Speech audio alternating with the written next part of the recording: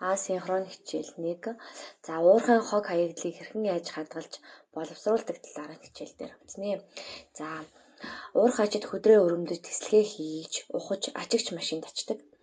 За үүнийг юм бол одоо нөх болгонд байрлах ботлуур тавиачиж улмаар хөдөр боловсруулах талбайр руу зөөврүүлэх. За конверт ачхаас өмнө хэмжээ нь багасах эхний шатыг дамждаг байх нэ. За дараа нь бол ашигт малтамлын хог хаягдал бага агуулмжтай хөдрийг нүхнээс гаргаж уурхайн талбайн хажууд байрлах хогийн цэгүүд дээр ингээ хадгалдаг байх нь. За ингээ бага агуулмжтай буюу хаягдал одоо шороонд агуулгадж байгаа бага хэмжээний хөдрийг хэрхэн яаж боловсруулдаг талаар өнөөдрийн хичээлээр үцгийн. За бага агуулмжтай хөдрөөс хүний металлыг олборлоход бичил биетний хэрэглээг тодруулан шинжлэх гэсэн суралцгын зорилтын хүрээнд хичээл явагдана. За нэгэн түүхийг одоо ярихад бол Испаний Хуэлва мужид орших Ретентегийн уурхай 2000 жилийн туршилт цэсийг их үүсвэр болгон хэрэглэж ирсэн байна. За уг газрыг тойрон ухсан хадад уулсаас хөх ногоон өнгийн шингэний урсгал урсаж хүрэн хальс үүсгэж байгааг бол хүмүүс анзаарчээ. За уг одоо үйл явдлыг бол нутгийн хүмүүс бол металлын овоолгоос уусгасан гэж одоо бодож байв. Үүнийг хосож үзэхэд бол цэвэр цэц болохыг бол тэд мэджээ. За гэвч 1947 онд Америкийн нэгдсэн улсын одоо микробиологчид энэхүү өөрчлөлт нь үнэндээ за пероксидант гэдэг бичил биетний үйл ажиллагаа болохыг бол олж мэдсэн байна. За ингээд био уусгалт гэдэг нь бол бичил биетнүүдийг ашиглан бага агуулмжтай хөдөр агуулсан одоо чулуунаас металлыг уусгах үйл явцыг хэлдэг байна. За био уусгалтад хамгийн өргөн хэрэгэлдэг бичил биетнүүд нь бол теоксидант болон пероксидант бактериуд байна.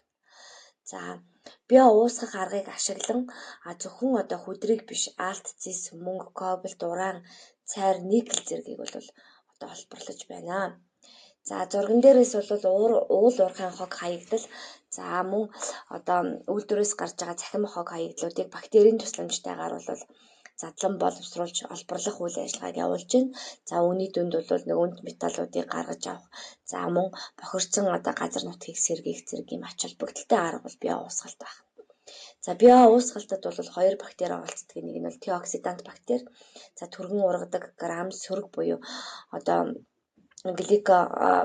бактерийн гадна талаар байгаа нүүрсний молекулууд нь нэмгэн гэсэн байна. За хатуу аэроб амьсгалтай 20-35 градусд бол амьдардаг. За орчны pH бол 2. За хөхрийг эсэлдүүлэгч бактери юм байна. За хөхрийн хүчил болгон эсэлдүүлэх чадвартай бол теоксидант гэж нэрлэжээ гэж. За чулуулаг нь төмрийн пират зэрэг төмөр хөдрийн нэгдлүүдийг агуулсан чулуулаг дундуур урсах үед за пероксидант нь электроныг зайлуулж төмрийн 2 ионыг валенттай ионыг эсэлдүүлдэг байна. Энэ нь бол төмрийн 2 одоо валенттай ионыг одоо төмрийн 3 валенттай ион болгон одоо хувиргадаг үйл явц байна. За дараагийн одоо бактери бол пероксидант бактери. За аэроб амьсгалтай нүүрс төрөгчийн хэрэгцээг хангахын тулд бол агаар мандлаас нүүрс хүчлийн хийх хэрэглэн төмрийн сульфидыг одоо эсэлдүүлэхэд оролцдог бактерийг одоо пероксидант бактери гэж нэрлэдэг байна. За төмрийн сульфид нь молекулд байсан одоо хөхөрт ус төрөгчийн ион болон хүчилтөрөгчийн молекулуудтай нэгдэж хөхрийн хүчлийг үүсгэхэд оролцдог ийм бактери байна. За био уусгалтын аргыг бол энэ схем зурган дээр тайлбарлахад бол нэгт нь уурхайд бэлтгэн ухсан уусамлын нянгууд угаасаа байглаасаа байж идэг байна. За тэр овоолготой хоёрт нь бол буталсан хөдрийн овоолго бүхий одоо хаягдал шорон дундуур одоо хөхрийн хүчил холсон усыг бол овоолгын дундуур бол урсгах нь байна. За ингэхэд бол хүчил нэвтрэх боломжгүй давхаргыг үүсгээд том усан санг байгуулсан байдаг байна. За усан санд бол овоолгоос үүсэж байгаа ус шүүгдэн орно. За уусмалд бол цэсийн сульфат үүсгэх нь байна. За ингээд уусмалдах одоо 60-70% цэвэр цэсийг бол уусгагчд олборлон олж авдаг байна. За ингээд био уусгах үйл явцын лаборатори тавилдаг багаж төхөөрөмжүүд байна. За био уусгалтын давуу талуудыг бичээрэй хүүхдүүдээ. За мөн био уусгалтын сул тал нь юу байд юм бэ гэдгийг бас энэ слайдыг ашиглан уншиж судлаарай.